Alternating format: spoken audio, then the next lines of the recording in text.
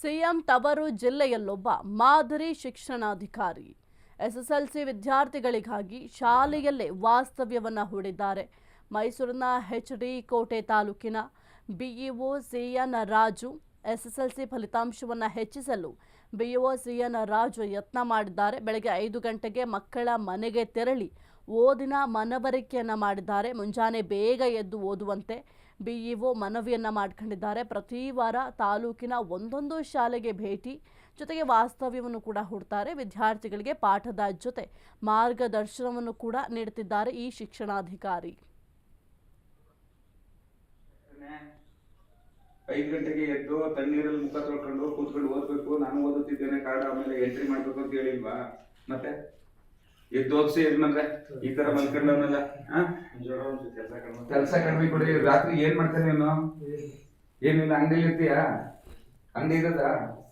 ಮತ್ತೆ ಅಂಗಡಿ ಕೂತ್ಕೊಂಡ್ರೆ ರಾತ್ರಿ 10 ಗಂಟೆ 11 ಗಂಟೆವರೆಗೂ ಅವ್ನು ಓದೋದಿಲ್ಲಿ.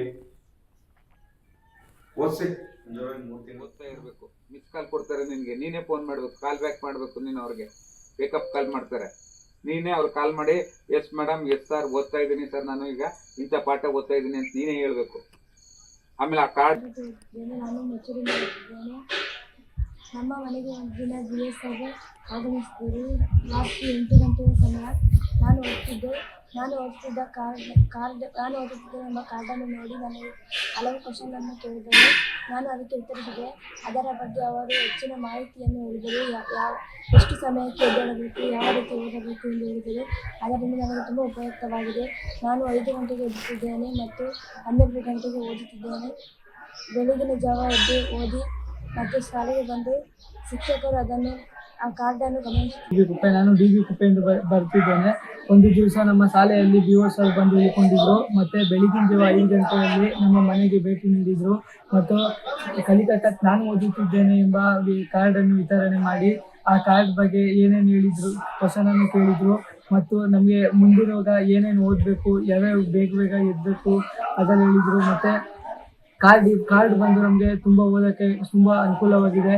ಮೊದಲೆಲ್ಲ ನಾವು ಚೆನ್ನಾಗಿ ಓದ್ತಾ ಇರಲಿಲ್ಲ. ಇವಾಗ ನಾನು ಓದುತ್ತಿದ್ದೇನೆ ಕಾರ್ಡು ಅನುಕೂಲ ಮಾಡಿಕೊಟ್ಟಿದ್ದ BO ಸರ್ ಅವರು.